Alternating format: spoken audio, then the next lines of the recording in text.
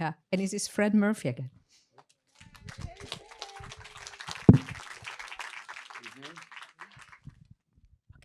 So why is this your favorite? Well, actually, um, it's partly because many reasons, but it's one of the blackest films in a strange way that it doesn't involve gangsters, doesn't involve shooting. There's a murder, but it's kind of in the background, and it's all about the this person's inability to control himself, and which creates this black mood which seems to cover the whole film. Even when things are good, you sort of sense, you always feel something's going to happen, and it's masterful the way this is done. I mean, I find, and it's uh, I, I'd say just simply masterful the way this is done, which is mostly dialogue, actually, and incredible performances by Humphrey Bogart and also Gloria Graham and stuff. But um, and camera-wise, I would say what's interesting just about this film, and the cameraman, who's a wonderful cameraman, did many wonderful films, Burnett Guthrie, and like the film has, it's sort of it's not fancy dark, but it's sort of relentlessly kind of grim in a kind of way. If you think about it, it's always sort of black. The shadows are always black. And if you think of the way movies look, they were often much more glossy, glamorous. People's faces were open, shining. Everybody's always got a black shadow. Even though it's not it's not the night streets with the shadows streaking out and all that. But this atmosphere is somehow created through the whole film. And somehow it also relates to me, to working in Hollywood, to working in Los Angeles somehow, and working in the movie business. Somehow this film, in some kind of mystical way, makes me sort of understand the sort of toughness, complexity, the working with many different people, different personalities, different problems. It has that. It sort of brings it all back to me about working in the movie business. So And it's compared, because it's a movie about Hollywood. The same year that this movie came out, it was Sunset Boulevard came out, and as well as All About Eve. And this is such a different film. It's much less monumental. It's really about the artists or trying to be artists working there. And in that sense, I was thinking about it yesterday. Mulholland Drive is more like a film about a similar milieu than for example similar to this than Sunset Boulevard. Well, Sunset Boulevard is a whole. It's a whole different thing. A whole other marvelous, but a whole other thing. And I'm sure they were supposed to be driving what looks like Mulholland Drive, believe it or not, when he hits the kid. Oh yes, in that car. I mean, if it could be. It could be Mulholland Drive. But it's a long drive up from the beach. But at any rate. Can you talk a little bit more about the way the lighting, and this is I know it's a big question because the genre is so vast, but the way lighting is such a key component of noir cinema. Well, it's mostly about shadow. I mean, and it's about creating extremely intense shadows. So, and partly in some films, you're not supposed to see what's there. In other films, it's just, I think, it's creating a sense of dread, like in a subtle way, the entire time, that it's always dark. But dark it's really loud. Dark in a different way. It's not like overall dark. It's always dark, like there's always something is lit, and then a great deal of the frame may be dark, so that you feel something's hidden. And these aren't, these aren't obvious things. The idea, I mean, you in a scene you can have something hidden and then reveal it. That's part of a scene. But this is more the total of the film you're watching, that you just sense that it's dark, rather than each individual moment that you know might be dark, so you don't see something happen. That's not what I mean. I mean more that, like this film, there's a kind of relentless shadow on everything, and that's one of the, you know, it started with the Germans, German expressionism, and all always creating endless dark shadows everywhere that sort of oppress you in a way, and it's psychological. It's not specific. And it is a really a reflection of, I think, culture, you know, of the era. I mean, there is this film. I hadn't seen it in a while, and I really wanted to not watch it again before this, to feel, because and it keeps you in a state of apprehension.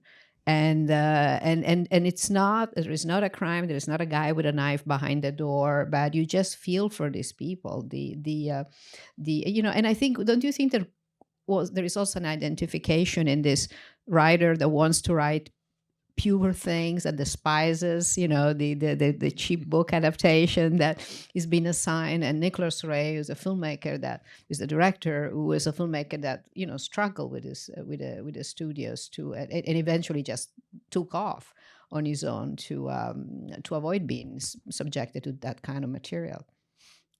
No, that's partly what this is about. I mean, that he, um, you know, but I think all Hollywood story, or many Hollywood stories are about this. I mean, this is you you know, you get that phone call in the morning, you know, waking you up in the motel in the studio, telling you it's all too dark.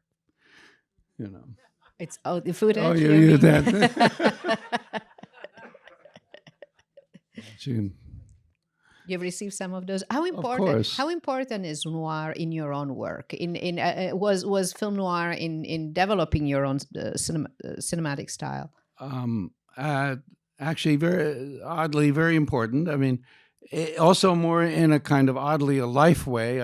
Those of you who grew up in New York in the 50s, there was something called $1 Million Movie. And you saw all these films, because partly because they had nothing to put on TV, so they simply put on these films over and over, and they also on several different venues, but $1 Million Movie, they repeated them. So if you saw something you liked, you could tune it in the next day and watch it again, or a part of it again the next day. So I saw all these films. You know, this film, no, this film was not. But you know, things like you know, Out of the Past, um, and all of them, and they definitely influenced. Not at that point in time, I had no idea it was going to be going to the movies, but they influenced the way I thought. I mean, all of a sudden, these were sort of hard edged movies with much more realistic ideas about life, and realistic ideas about behavior, and full of codes of behavior, and they were kind of like a marvelous education. So that part of it, but you know, that's a different part than later when I decided I want to get in the movie business and started shooting and such. No, it was always these films, the idea of darkness, the idea of all you really wanted to do was create that street with the night gleaming, you know, and the shadow of the person coming down the street. You know how many nights I've been out there. I think, what's this going to look like? And you turn on the light, and the light comes down the street and creates that shadow. And you say, and it part of it brings back memory of those films immediately. It's so there. It's that part of it is very powerful, I think, for all people sort of my age and maybe younger, but that saw these films. And when we finally, if we're actually ended up doing films, then in a way, it's that moment when the light comes on and you have that marvelous gleam and shadow. It just brings you back to those. Well, to me, it was always as close as Hollywood came to existentialism. You know, Uh-huh. in, as explicit as it could become. So the Wait, I think it's who you are. Like, if you're excited by darkness and the gleam of light in the darkness, then this is what does it. It's also sculpting with light. You know, it's also an economical way of making films. You know, and Columbia was had less. It was less considered less big than the other studio. Had less capital, had less stars. You know, and their budget were smaller. And you know, this is a good size film for them because it had Bogart, who was an important actor, and he had Gloria Graham was one of the stars. You know, it's Hollywood sets, but a lot of time these films were shot out on location in cities. You know, they had almost like a documentary quality, and that saved money. They used the voiceover to cut on pages of script. I mean, the way that the genre was lend itself to really effective and power of film, films that were close to that kind of to the headline and to the way people were living at the time. Yeah.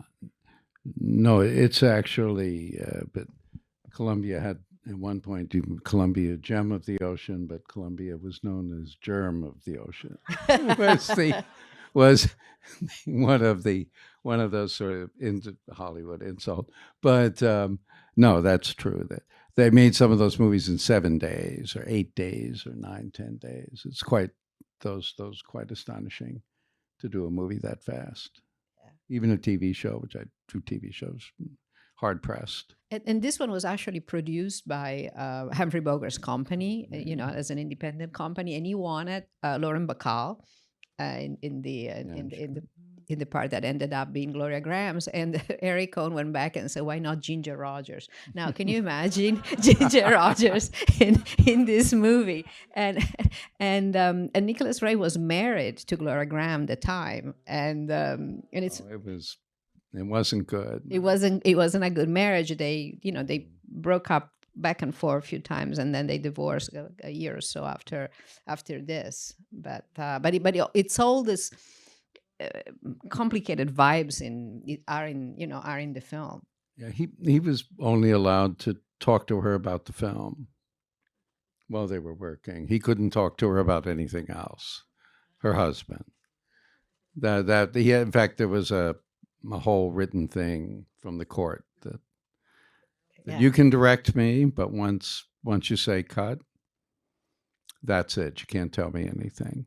Yeah, I think that it was one of the Los Angeles papers published her contract, which was like that she was subjected to his will from like 9 to 5, from whenever they were on set, and anything she just had to do it. But after that she was completely free and didn't have to have a relation, and they were not, he slept at the studio. I was but they had a good time. I mean, they work well. It wasn't a set where there was stress or neurosis or anything.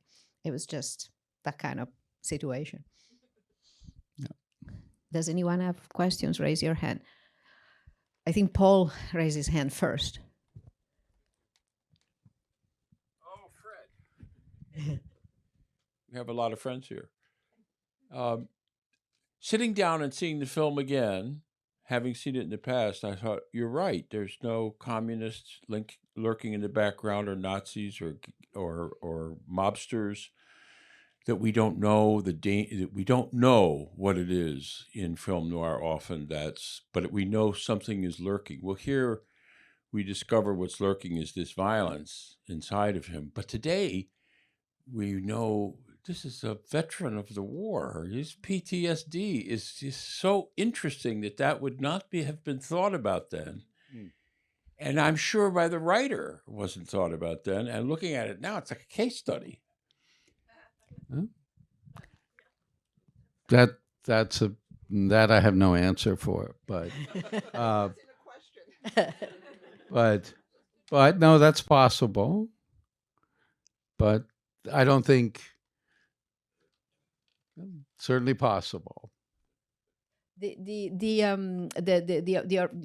original material is actually a novel which was written by a woman, Dorothy Hughes, and it's quite. If I read it many years ago, but it's quite different. I think there is a serial killer, Renee.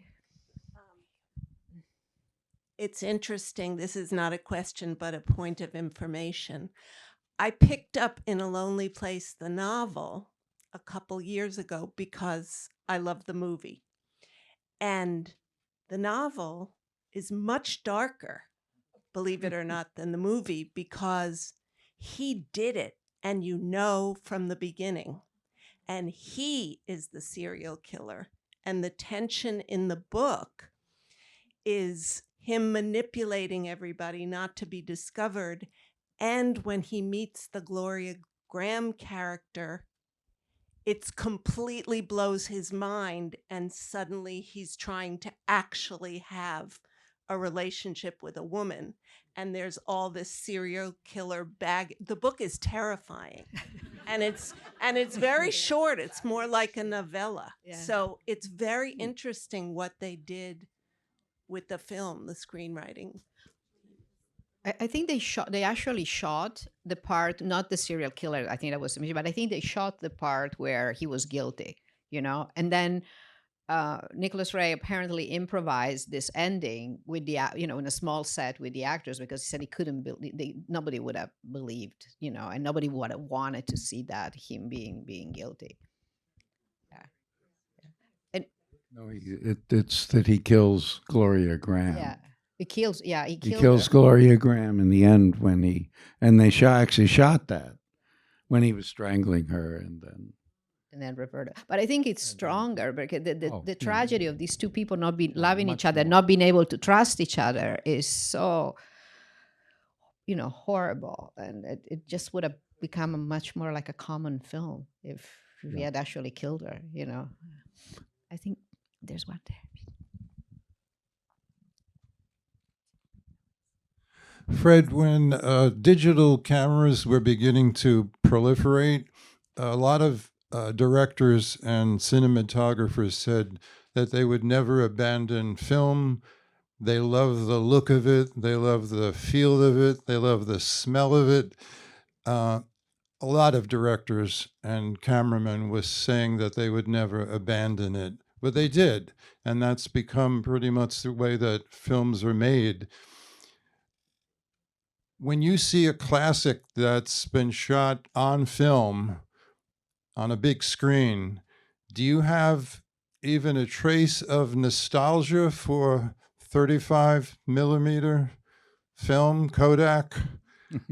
Or yes, not for the reasons that at this point in time, it's hard to tell the difference between them. No, it's more for the way you work. I much preferred the way you work when you're shooting film. It was a completely different discipline. And it's simple, almost economics, that you had 10 minutes and in your magazine, and you had to pay strict attention to everything, every minute, and carefully figure that out with the actors and everything and go through it. And now people just simply start shooting, and the camera's rolling for an hour or a half hour. It's become a completely different way of working. So I prefer the other way, but that's gone. So I'd say the things look much the same. And actually, I haven't done film in at least 15 years.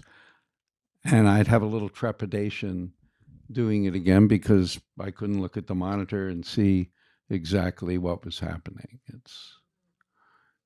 But I spent many, many years without, with just a light meter. So. By the way, this was not a 35. This is a digital transfer from 35. Columbia is a great archivist, Grover Crisp, who actually came to Sag Harbor for the Preservation Festival, and hopefully he'll come back this year. But so they kept their, they're taking good care of the archive. They're preserving the films. They're scanning them at a high resolution. So. Yeah, no, this looked terrific. I mean, this is as good as I've ever seen this look, actually. But in yesterday we show a 35 of Walk a Crooked Mile, and it's also really really well kept. I mean, it's a good studio with for preservation practices. Anyone else? Oh yes. Was this a commercial success? Yes, I It think was? so. I believe so. I'm fairly. Wait a minute. I don't. Honestly, I don't know. Actually, It's possible it wasn't because it I'm doesn't seem. I'm not like sure it. because it's so, it's so different. Difficult. Yeah, it's so different. I think it became an artistic success. Yeah, and, it's now considered one of the best noirs. And again, it doesn't have the city, the wet streets. It doesn't have all the stuff. The dark lady. It doesn't have all those tropes. But it is considered one of the best examples of noir.